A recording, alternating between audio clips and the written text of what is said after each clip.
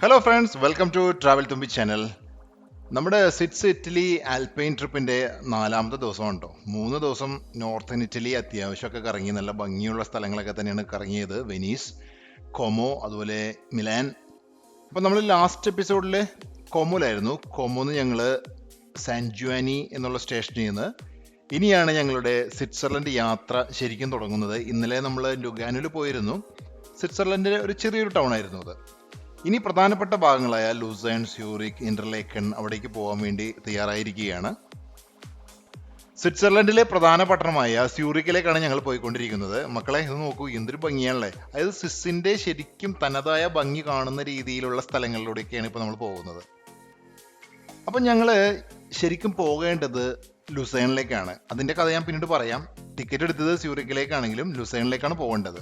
അപ്പം ഞാൻ ഈ ട്രെയിനിൽ ഇങ്ങനെ സ്ക്രീൻ വെച്ചിട്ടുണ്ടാവുമല്ലോ, അതായത് എവിടെ എത്തി എന്നുള്ളത് കാണിക്കാനുള്ള LED സ്ക്രീൻ. അതിൽ കണ്ടു ആർട്ട് ഗോൾഡ് എന്ന് പറഞ്ഞൊരു സ്റ്റേഷനിൽ ഇറങ്ങിക്കഴിഞ്ഞാൽ നമുക്ക് ലുസേണിലേക്ക് പോകാം. അപ്പോൾ അങ്ങനെ ഞങ്ങൾ ആ സ്യൂറിക്കിലേക്ക് പോകുന്ന ട്രെയിനിൻ്റെ ഇടയ്ക്ക് വെച്ചിട്ട് ഞങ്ങൾ ഈ ആർട്ട് ഗോൾഡ് ഇറങ്ങി. അങ്ങനെ നേരെ അടുത്തത് അവിടെ നിന്നൊരു അടുത്ത ട്രെയിനിൽ കയറിയിട്ട് നമുക്ക് പെട്ടെന്ന് ലൂസേണിലേക്ക് എത്താൻ പറ്റും. അല്ലെങ്കിൽ ഞാൻ സ്യൂറിക്കിൽ നിന്ന് തിരിച്ച് ലൂസേണിലേക്ക് ഒത്തിരി ദൂരം സഞ്ചരിക്കേണ്ടി വരും. ഞങ്ങളങ്ങനെ സ്വിറ്റ്സർലൻഡിൽ എത്തിയിരിക്കേണ്ട 3ാമത്തെ ദിവസം, ട്രിപ്പിൻ്റെ 3ാമത്തെ ദിവസമായപ്പോഴേക്കും സ്വിറ്റ്സർലൻഡ് ബോർഡർ കടന്നു. ലുഗാനോയിൽ ഇന്നലെ പോയിരുന്നു. എന്നാലും നമ്മൾ ഇന്നാണ് ശരിക്കും സ്വിറ്റ്സർലൻഡിൻ്റെ ഹൃദയഭാഗത്ത്, അതായത് ലുസേണിലോട്ട് എത്തിക്കൊണ്ടിരിക്കുകയാണ്.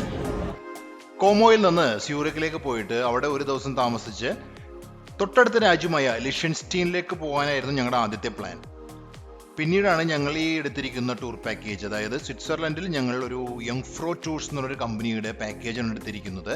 അതായത് നമ്മൾക്ക് എല്ലാ ട്രെയിനിലും നമുക്ക് ഫ്രീ ആയിട്ട് കയറാൻ പറ്റും, അൺലിമിറ്റഡ് ആയിട്ട് കയറാം. പിന്നെ ഹോട്ടൽസൊക്കെ അവർ തന്നെ സെലക്ട് ചെയ്ത് തരും. കുറച്ച് റീസണബിൾ ആണ് കേട്ടോ അത്. നമ്മൾ നേരിട്ട് പ്ലാൻ ചെയ്യുന്നതിനേക്കാൾ നല്ലതാണ് ഈ യങ്ഫ്രോ ടൂർസിൻ്റെ പാക്കേജിൽ നമ്മൾ പോകുന്നത്.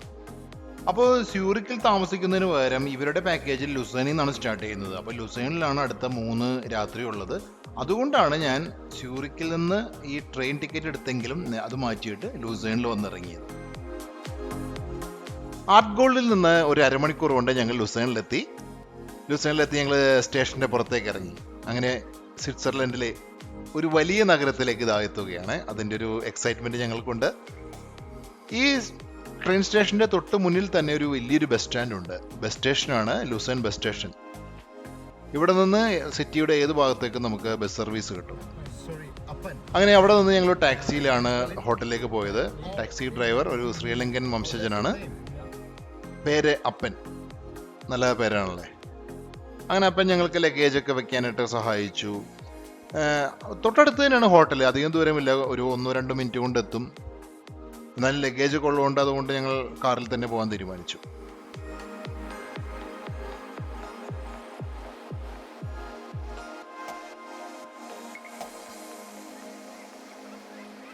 ഹോട്ടലിലെത്തി. ഇപ്പോൾ ഞങ്ങൾ റിസപ്ഷൻ ലോബിയിൽ നിൽക്കുകയാണ്. ചെക്ക് ഇൻ നടപടികളൊക്കെ തീരാനായിട്ട് കുറച്ച് സമയമെടുത്തു. ആ സമയം കൊണ്ട് ഞങ്ങൾ പുറത്തേക്ക് ഇറങ്ങി ജസ്റ്റ് ആ സ്ട്രീറ്റിലെ കാഴ്ചകളൊക്കെ ഒന്ന് കാണേണ്ടോ. അതുകൂടാതെ അടുത്തുള്ള ഒരു ഗ്രോസറി പോയിട്ട് കുറച്ച് സാധനങ്ങളൊക്കെ വാങ്ങിക്കണം. അങ്ങനെ നോക്കുമ്പോൾ അതാ ഒരു വണ്ടി വരുന്നു, ഒരു ട്രെയിൻ പോലത്തെ ഒരു വാഹനം റോഡിലൂടെയാണ് വരുന്നത്. ടൂറിസ്റ്റുകൾക്ക് വേണ്ടി സിറ്റിയിലൂടെ ഇങ്ങനെ സഞ്ചരിക്കുന്ന ഒരു ട്രെയിൻ മോഡലിലുള്ള ഒരു വലിയൊരു വാഹനമാണത്. അങ്ങനെ ആ സ്ട്രീറ്റിലൂടെ നടന്ന് ഞങ്ങൾ പിന്നീട് എത്തിയത് ഈ ഗ്രോസറി സ്റ്റോറ് ഒരു നദിയുടെ തീരത്താണ് ഈ വലിയൊരു സ്ട്രീറ്റ് ഉള്ളത്. റിയസ് നദിയാണ് ഈ കാണുന്നത്. നല്ല മനോഹരമായ വെള്ളം, ഒരു നീലയും പച്ചയും കലർന്ന ആ ഒരു സ്വിസ്സിലെ തനതായ ആ ഒരു കളറിലെ വെള്ളം കാണുമ്പോൾ തന്നെ നമുക്കൊരു സന്തോഷമാണ്. ആ നദിയുടെ തീരത്ത് ഇങ്ങനെ കുറേ നേരം ഞാൻ നിന്നു. ലഞ്ചിന് ശേഷം ഞങ്ങൾ സിറ്റി സെൻറ്റർ ഭാഗത്തേക്ക് നടക്കുകയാണ്. ലുസേൺ ലേക്കിൻ്റെ തീരത്തുള്ള പ്രൊമനേഡിലൂടെ നടക്കുമ്പോൾ ഒരു സംഭവം ഉണ്ടായി. ഒരു ദമ്പതിമാർ, ഞങ്ങളുടെ തന്നെ പ്രായം കാണും, അവരുടെ പക്കൽ ഒരു ഡേ പാസ് ഉണ്ട്, അത് വേണമെങ്കിൽ ഞങ്ങൾക്ക് തരാമെന്നായി. അത് ഞങ്ങൾ വിചാരിച്ചു പൈസയ്ക്കാണെന്ന്. പിന്നെ വല്ല ഫ്രോഡായിരിക്കും എന്നൊക്കെ ചിന്തിച്ചു. പക്ഷേ അവർ ജെന്യൂൻ ആയിരുന്നു. കാരണം അവർക്ക് വേറൊരു സ്ഥലത്തേക്ക് പെട്ടെന്ന് പോകേണ്ടതുകൊണ്ട് അവർക്കിത് ഉപയോഗിക്കാൻ പറ്റില്ല. അത് വേണമെങ്കിൽ ഞങ്ങൾക്ക് തരാമെന്നായി. ഞങ്ങളത് ടിക്കറ്റ് കൗണ്ടറിൽ കൊടുത്തു നോക്കിയപ്പോൾ വാലിഡ് ആണ്. അതായത് ഏതെങ്കിലും ഒരു ബോട്ട് ട്രിപ്പ് നമുക്ക് ഫസ്റ്റ് ക്ലാസ് ടിക്കറ്റിൽ നമുക്ക് സഞ്ചരിക്കാൻ പറ്റും. ഏകദേശം 60-70 യൂറോ വരുന്ന ഒരു ടിക്കറ്റാണ്. എന്തായാലും പരീക്ഷിച്ചത് നന്നായി, കാരണം നല്ലൊരു ബോട്ട് ട്രിപ്പ് ഞങ്ങൾ എൻജോയ് ചെയ്യാൻ തീരുമാനിച്ചു. ലുസേണിൽ നിന്ന് കെഴ്സിറ്റൻ ബർഗൻസ്റ്റോക്ക് എന്നൊരു ഐലൻഡിലേക്കാണ് ഈ കറ്റമരനിലൂടെ ഞങ്ങൾ യാത്ര ചെയ്യുന്നത്. എന്തായാലും നല്ലൊരു കാര്യമാണ്, കാരണം ഏകദേശം ഒരു അരമണിക്കൂറിൽ കൂടുതലുള്ള യാത്രയാണ്. അപ്പോൾ നമുക്കൊന്ന് റിലാക്സ് ചെയ്യാം, സിറ്റിയിലൂടെ നടന്ന ക്ഷീണമൊക്കെ ഒന്ന് മാറ്റാം. MS ബർഗൻസ്റ്റോക്ക് കറ്റമരൻ നല്ല ഫെസിലിറ്റി ഉള്ള ഒരു ബോട്ട് തന്നെയാണ് കേട്ടോ. അപ്പോൾ ഞങ്ങൾക്ക് ഫസ്റ്റ് ക്ലാസ് ടിക്കറ്റ് ആണ്, അതുകൊണ്ട് കുറച്ചും കൂടി നല്ലൊരു സ്പേസിലൊക്കെ നമുക്ക് ഇരിക്കാൻ പറ്റും. എന്നാലും മിക്ക യാത്രക്കാരും ഇതിൻ്റെ ഡെക്കിൻ്റെ, അതായത് അപ്പർ ഡെക്കിലാണ് ഇരിക്കുന്നത്. ലുസേൺ നദിയിലെ മനോഹരമായ കാഴ്ചകളൊക്കെ കണ്ട് ഞങ്ങൾ അങ്ങനെ 1 മണിക്കൂർ കൊണ്ട് ബർഗൻസ്റ്റോക്ക് ഐലൻഡിലെത്തി. ഞങ്ങളവിടെ ചെല്ലുമ്പോൾ വേറൊരു കൂട്ടം സഞ്ചാരികൾ തിരിച്ചു വരുന്നുണ്ടായിരുന്നു. ലുസേണിലെ ഏറ്റവും പ്രാചീനമായ ഒരു ഫുനിക്കുലർ സർവീസ് ഉള്ള ഒരു ഐലൻഡാണിത്. അതുകൊണ്ടാണ് സഞ്ചാരികൾ ഈ ഐലൻഡിലേക്ക് പ്രധാനമായിട്ടും എത്തുന്നത്. ഈ ഐലൻഡിലെ ഏറ്റവും ടോപ്പിലേക്ക് പോയി കഴിഞ്ഞാൽ അവിടെ ഒരു റിസോർട്ടുണ്ട്, അതുപോലെ കുറേ റിസോർട്ട് ആക്ടിവിറ്റീസ് ഒക്കെ നമുക്ക് ചെയ്യാൻ പറ്റും. അതിനുവേണ്ടിയാണ് ഈ ഫുനിക്കുലർ സർവീസ് ഉള്ളത്. പക്ഷേ അത് വീണ്ടും 1 മണിക്കൂർ യാത്രയുണ്ട്, തിരിച്ചങ്ങോട്ടും ഇങ്ങോട്ടും, അപ്പോൾ 2 മണിക്കൂർ പോകും. അതുകൊണ്ട് അവിടേക്ക് പോകുന്നതിന് പകരം ഈ ഐലൻഡിൽ തന്നെയുള്ള കാഴ്ചകളൊക്കെ കണ്ടു നടക്കാനാണ് ഞങ്ങൾ തീരുമാനിച്ചത്. കാരണം തേജുവിന് നല്ല സ്വതന്ത്രമായിട്ട് ഇങ്ങനെ വിഹരിക്കാൻ പറ്റിയ ഒരു സ്ഥലം. അവന് എവിടെ ഓടിയാലും നമ്മൾക്കൊരു ടെൻഷനില്ല, കാരണം പേടിക്കേണ്ട കാര്യങ്ങളൊന്നുമില്ല. അതുകൊണ്ട് ഞങ്ങളുടെ സമയം ഞങ്ങൾ ചെലവഴിച്ചത് ആ ഐലൻഡിൽ തന്നെയായിരുന്നു. അതിമനോഹരമായ ഒരു ഐലൻഡ് തന്നെയാണ് കേട്ടോ. കിളികളുടെ ശബ്ദവും ഈ പുഴയൊഴുകുന്ന ശബ്ദവും എല്ലാം കൂടി ചേരുമ്പോൾ ഒരു വല്ലാത്തൊരു ഫീലായിരുന്നു അത്. ഞങ്ങൾ അവിടുത്തെ കാഴ്ചകളൊക്കെ കണ്ട് അങ്ങനെ കുറേ നേരം നടന്നു. ബർഗൻസ്റ്റോക്കിലെ കാഴ്ചകളൊക്കെ കണ്ടിട്ട് ഞങ്ങൾ ഇനി തിരിച്ച് ലുസേൺ സിറ്റിയിലേക്ക് മടങ്ങിയാണ്. ലുസേൺ നദിയുടെ മനോഹരമായ കാഴ്ചകൾ കണ്ട് വീണ്ടും ഒരു യാത്ര. സ്വിറ്റ്സർലൻഡിൽ നിങ്ങൾക്ക് സന്ദർശിക്കാൻ കഴിയുന്ന ഏറ്റവും മനോഹരമായ തടാകങ്ങളിലൊന്നാണ് ലേക്ക് ലുസേൺ. പ്രകൃതി മനോഹരമായ ദൃശ്യങ്ങളും അതുപോലെ പർവ്വത കാഴ്ചകളും സ്ഫടികം പോലെ തെളിഞ്ഞ വെള്ളവും ഉള്ളതിനാൽ ലുസേൺ നഗരത്തിലോ സമീപത്തുള്ള മറ്റേതെങ്കിലും സ്ഥലത്തോ സന്ദർശിക്കുന്ന ഏതൊരാൾക്കും ലുസേൺ നദി ഒരു മനോഹരമായ ഒരു അനുഭവം തന്നെയായിരിക്കും.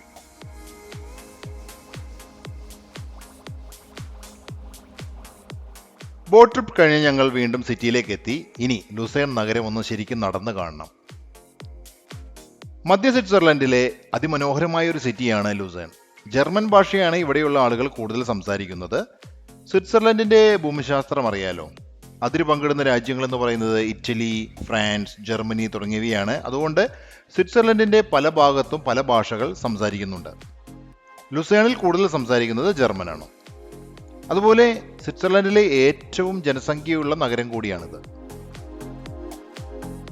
അതുമാത്രമല്ല, ഇവിടെ വന്നാൽ മൗണ്ട് റിഗി, മൗണ്ട് പിലാറ്റസ്, അതുപോലെ മറ്റൊരു സിറ്റിയായ ഏങ്കിൽബർഗിൽ ചെന്നിട്ട് അവിടെ നിന്ന് മൗണ്ട് ടിറ്റ്ലിസ് തുടങ്ങിയ പർവ്വത ആക്ടിവിറ്റികളൊക്കെ ചെയ്യാൻ പറ്റുന്ന ഒരു സ്ഥലം കൂടിയാണ് ലുസേൺ. അതുകൊണ്ടാണ് സഞ്ചാരികൾക്ക് ഏറ്റവും പ്രിയപ്പെട്ട ഒരു നഗരമായി ലുസേൺ മാറിയിരിക്കുന്നത്. ലുസേൺ നഗരത്തിന് തന്നെ ഒരു ഭംഗിയുണ്ട്.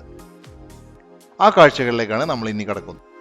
ലുസേൺ നഗര കാഴ്ചകൾ എന്ന് പറയുമ്പോൾ എല്ലാ സഞ്ചാരികളുടെയും മനസ്സിൽ ഓടിയെത്തുന്ന ഒരു ചിത്രമുണ്ട്, ഒരു മരപ്പാലവും അതിനോട് ചേർന്നിട്ടുള്ളൊരു ഗോപുരവും. യെസ് ഫ്രണ്ട്സ്, കേപ്പിൾ ബ്രൂക്ക് എന്നറിയപ്പെടുന്ന ചാപ്പൽ ബ്രിഡ്ജും അതിനോട് ചേർന്നിട്ടുള്ള ഗോപുരവുമാണ് ഈ കാണുന്നത്. ലുസേണിന്റെ ഒരു ലാൻഡ്മാർക്ക് എന്ന് വേണമെങ്കിൽ പറയാം. ഏതൊരു സഞ്ചാരിയും ഇവിടെ വന്നാൽ ഇതിന് പശ്ചാത്തലമായിട്ട് ഒരു ഫോട്ടോ എടുക്കാതെയോ അല്ലെങ്കിൽ ഒരു വീഡിയോ എടുക്കാതെയോ പോകാൻ പറ്റില്ല.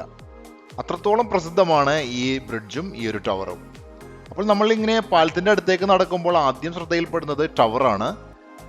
8 വശങ്ങളുള്ള രീതിയിലാണ് ഈ ടവർ നിർമ്മിച്ചിരിക്കുന്നത്. മുകളിൽ ഇങ്ങനെ കൂർത്താകൃതിയും. പണ്ട് ഇത് ജയിലായിട്ടും പീഡനമുറിയായിട്ടും പിന്നെ ട്രഷറി ആയിട്ടൊക്കെ ഉപയോഗിച്ചിരുന്നു. ഇപ്പം അത് ജനങ്ങൾക്ക് തുറന്നു കൊടുത്തിട്ടില്ല. നമുക്കിങ്ങനെ പുറമേ നിന്ന് കാണാനേ പറ്റുള്ളൂ. ലുസേൺ നഗരത്തിന്റെ ഐക്കോണിക് സിംബിളായ വുഡൻ പാലത്തിലേക്കാണ് നാം ഇനി ചെല്ലുന്നത്.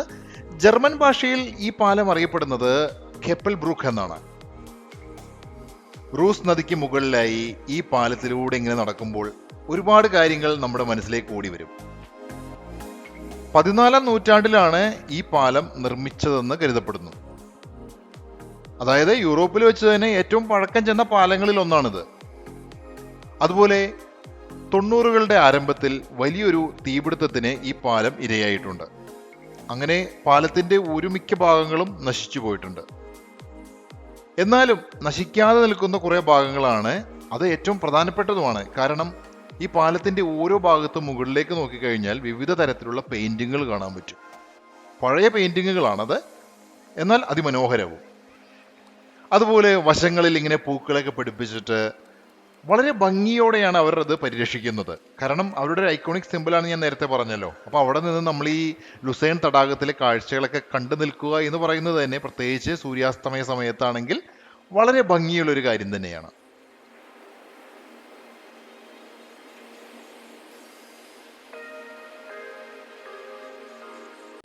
ലേക്കോമോയിൽ നിന്ന് ലുസൈനിലേക്കുള്ള ട്രെയിൻ യാത്ര, പിന്നീട് ബെർഗൻസ്റ്റോക്കിലേക്കുള്ള ബോട്ട് യാത്ര, അതുകൂടാതെ ലുസൈൻ സിറ്റി സെൻറ്റർ കറങ്ങിയതിൻ്റെ ക്ഷീണം, ഇതെല്ലാം കൂടി ആയപ്പോൾ സൂര്യക്ക് തിരിച്ച് ഹോട്ടലിലേക്ക് പോകണമെന്ന് പറഞ്ഞു. കാരണം നല്ല ക്ഷീണം ഉണ്ടാവും, തേജുവിനും ക്ഷീണം കാണും.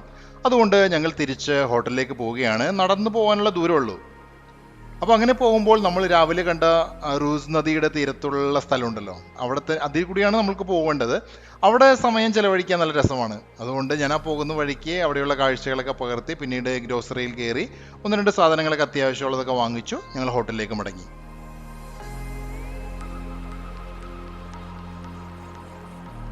സൂര്യ തേജുവും ഹോട്ടലിൽ വിശ്രമിച്ചുകൊണ്ടിരിക്കുകയാണ്. ഞാൻ പതുക്കെ ക്യാമറയുമായിട്ട് ലുസൈൻ നഗരത്തിൻ്റെ രാത്രികാല കാഴ്ചകൾ എങ്ങനെയിരിക്കുമെന്ന് അറിയാൻ വേണ്ടി വീണ്ടും ഇറങ്ങി. രാത്രികാല കാഴ്ച എന്ന് പറയുമ്പോൾ ഏകദേശം ഒരു 9 മണിയെങ്കിലും കഴിയണം, എന്നാലേ ആ നഗരത്തിലെ വൈദ്യുത ദീപങ്ങളൊക്കെ തിളങ്ങി ആ നഗരം തിളങ്ങി നിൽക്കുന്ന രീതിയിൽ നമുക്ക് കാണാൻ പറ്റുള്ളൂ. റൂസ് നദിയിലൂടെ അരയന്നങ്ങളൊക്കെ ഇങ്ങനെ നീന്തി കളിക്കുകയാണ്. നമ്മുടെ ശ്രദ്ധ ആകർഷിക്കാൻ വേണ്ടി അവർ ഓരോ ചേഷ്ടകൾ കാണിക്കുന്നത് പോലെ നമുക്ക് തോന്നും. പലരും ഈ അരയന്നങ്ങൾക്ക് ഫുഡൊക്കെ കൊടുക്കുന്നുണ്ട്. അങ്ങനെ ആ പ്രൊമനേഡിലൂടെ ഞാൻ ഇങ്ങനെ മുന്നോട്ട് നടന്നപ്പോഴാണ് ഒരു ഇരട്ട ടവർ കണ്ടു. അത് ഞാൻ നേരത്തെയും ശ്രദ്ധിച്ചിരുന്നതാണ്. അപ്പോൾ എന്താണെന്നറിയാൻ വേണ്ടി അതിൻ്റെ മുന്നിലേക്ക് പോയി. അതൊരു കാത്തലിക് ചർച്ചാണ്. ലുസൈൻ നഗരത്തിലെ പ്രാചീനമായ ഒരു കാത്തലിക് ചർച്ച്, 17-ാം നൂറ്റാണ്ടിൽ സ്ഥാപിതമായ ഒരു കത്തീഡ്രലാണ്. ശരിക്കും അന്ന് ജർമ്മൻ കാലത്തെ ഒരു നവോത്ഥാനത്തിൻ്റെ ഭാഗമായിട്ട് തന്നെ നിർമ്മിക്കപ്പെട്ടതാണ് ഈ ചർച്ച്. അങ്ങനെ വീണ്ടും പ്രൊമനേഡിലൂടെ യാത്ര തുടരുകയാണ്, ലുസൈൻ നദിയുടെ കാഴ്ചകളൊക്കെ പകർത്തിക്കൊണ്ട്. അങ്ങനെ നടക്കുമ്പോൾ മുന്നിൽ ഒരു ആൾക്കൂട്ടം കണ്ടു. അവിടെ ഒരു സ്റ്റേജ് പെർഫോമൻസ് നടക്കുന്നു. ഒരാൾ വേദിയിലിരുന്ന് വയലിൻ വായിക്കുന്നു. കാണികളൊക്കെ വളരെ സസൂക്ഷ്മം അത് വീക്ഷിക്കുന്നുണ്ട്. ആരും ഫോട്ടോ ഒന്നും എടുക്കുന്നില്ല കേട്ടോ. അപ്പോൾ എനിക്ക് സംശയമായി ഞാനും ചെയ്യുന്നത് ശരിയാണോ എന്നുള്ളത്. എന്നാലും ആർക്കും ശല്യമില്ലാത്ത രീതിയിൽ ഞാൻ ആ കാഴ്ചകൾ ക്യാമറയിൽ പകർത്തി. വയലിൻ വായിക്കുക മാത്രമല്ല, ഒരു യുവതി അയാളുടെ തോളത്തിരുന്ന് പിന്നീട് അവിടെ തൂക്കിയിരിക്കുന്ന ഒരു റിങ്ങിൽ കയറി ആ യുവതി അവിടെ അഭ്യാസങ്ങൾ നടത്തുന്നു.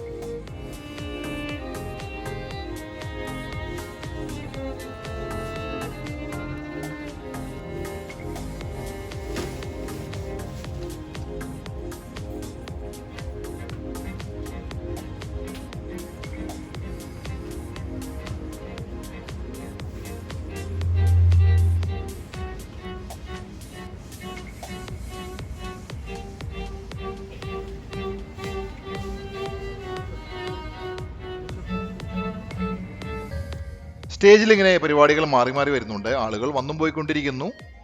ആ പ്രൊമനേഡിലൂടെ നടക്കുന്നവർ ചിലപ്പോൾ കുറച്ച് നേരം അവിടെ നിന്ന് കാണും. അവർ അവരുടെ ലക്ഷ്യസ്ഥാനത്തേക്ക് അവർ മടങ്ങുന്നു. ഞാനിടയ്ക്ക് ക്യാമറ പുറത്തേക്ക് തിരിക്കും. കാരണം രാത്രി ആവുന്നതിന് മുമ്പ് ആ ലേക്കിൻ്റെ കാഴ്ചകളൊക്കെ ഒന്നുകൂടി പകർത്താമല്ലോ എന്ന് വിചാരിച്ചിട്ട് ആ ഭാഗത്തുള്ള കാഴ്ചകളൊക്കെ എടുത്തിട്ട് വീണ്ടും സ്റ്റേജ് പ്രോഗ്രാമിലേക്ക് ഞാൻ തിരിച്ചു വന്നു. ഇപ്പോൾ അവിടെ നടക്കുന്നത് കുറച്ചും കൂടി രസകരമായിട്ടുള്ളൊരു പ്രോഗ്രാമാണ്. ഒരു സ്റ്റാൻഡപ്പ് കോമഡി പോലെ വേണമെങ്കിൽ നമുക്ക് പറയാം. ഒരു ലേഡിയാണ്, ആ ലേഡി ഒരു പെട്ടി പിടിച്ചിട്ട് പിന്നീട് അവിടെ കുറേ തമാശ രംഗങ്ങളൊക്കെയാണ്. ഒരു മാജിക് പോലെയൊക്കെയാണ് എനിക്ക് തോന്നിയത്.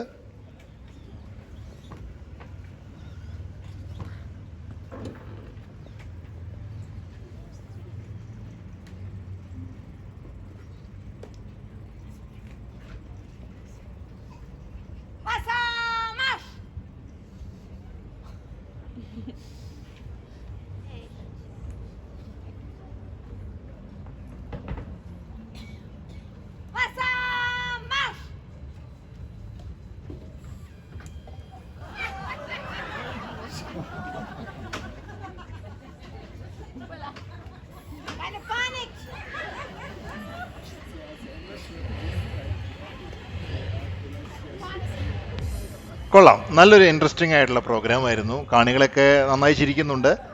അവരുടെ ആ ഒരു ഷോ കണ്ടിട്ടും പിന്നീട് ജർമ്മൻ ഭാഷയിലൊക്കെ എന്തൊക്കെയോ സംസാരിച്ചു, എനിക്കൊന്നും മനസ്സിലായില്ല. അതിനുശേഷം വേദിയിലേക്ക് വേറൊരു യുവതി വരുന്നു. എനിക്ക് തോന്നുന്നു ഫയർ ഡാൻസിനുള്ള ഒരുക്കമാണ്. കയ്യിലൊരു ഫയറിൻ്റെ ഒരു സ്ട്രിങ് ഒക്കെ പിടിച്ചിട്ടുണ്ട്, അതിട്ട് തിരിക്കുന്നു. അങ്ങനെ പ്രോഗ്രാം എല്ലാം കഴിഞ്ഞ് ഞാൻ വീണ്ടും ഇനിയിപ്പോൾ അധികം സമയം ഇവിടെ ചെലവഴിക്കാനില്ല, തിരിച്ച് ഹോട്ടലിലേക്ക് പോകണം. ആ പോകുന്ന വഴിക്ക് ഉള്ള കാഴ്ചകൾ ഒന്നും കൂടി പകർത്തിയിട്ട് ഇന്നത്തേക്ക് ഗുഡ് ബൈ പറയാമെന്ന് വിചാരിക്കുകയാണ്. അരയന്നങ്ങളൊക്കെ വീണ്ടും ആക്റ്റീവായി ഉണ്ട്, ഇവർക്കൊന്നും വിശ്രമമില്ലേ എന്ന് ഞാൻ ചിന്തിച്ചു പോയി. അതുപോലെ അടുത്ത ദിവസത്തേക്ക് പോകേണ്ട യാട്ടുകളൊക്കെ അവിടെ നങ്കൂരമിട്ടിട്ടുണ്ട്.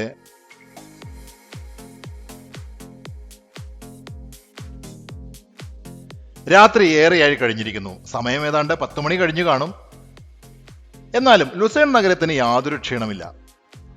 സൂര്യന്റെ ഒരു അരണ്ട വെളിച്ചം ഇപ്പോഴും നഗരത്തിലുണ്ട്. ആ വെളിച്ചത്തോടൊപ്പം നഗരത്തിലെ നിയോൺ ലൈറ്റുകൾ കൂടെ ചേരുമ്പോൾ ആഹാ, ഒരു പ്രത്യേക ഭംഗിയാണ്. അങ്ങനെ വെളിച്ചത്തിൽ കുളിച്ചു നിൽക്കുന്ന നഗരത്തിന്റെ ഒരു പ്രതിബിംബം ഈ ലുസേൺ തടാകത്തിൽ പതിക്കുന്നുണ്ട്. ആ കാഴ്ച അതിലും മനോഹരമായിട്ടാണ് എനിക്ക് തോന്നിയത്. തടാകത്തിലൂടെ അരയന്യങ്ങളൊക്കെ വീണ്ടും നീന്തി കളിക്കുന്നുണ്ട്. ഇവയ്ക്കൊന്നും വിശ്രമമില്ലേ എന്ന് ഞാൻ ചിന്തിച്ചു പോയി. ഈ കാഴ്ചകളൊക്കെ കണ്ട് ഞാനിഞ്ഞ് ഹോട്ടലിലേക്ക് പോവുകയാണ്.